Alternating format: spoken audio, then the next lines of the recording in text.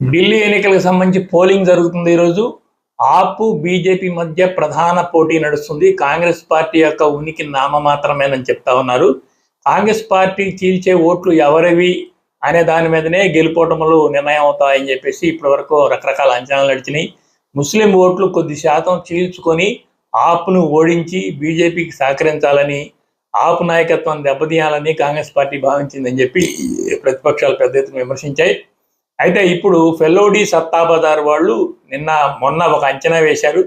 ఆ అంచనా ప్రకారం ఆపు 33 నుంచి 37, 38 సీట్ల దాకా గెలుచుకుంటుందని, బీజేపీ మాత్రం 30 నుంచి 33 సీట్లు మాత్రమే గెలుచుకుంటుందని.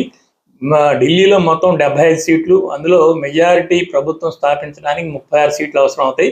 అంటే ఆపు 36 సీట్లు సాధించుకొని ప్రభుత్వం స్థాపిస్తుందని ఫెల్లోడి సత్తాబజార్ వాళ్ళు అంచనా వేస్తున్నారు.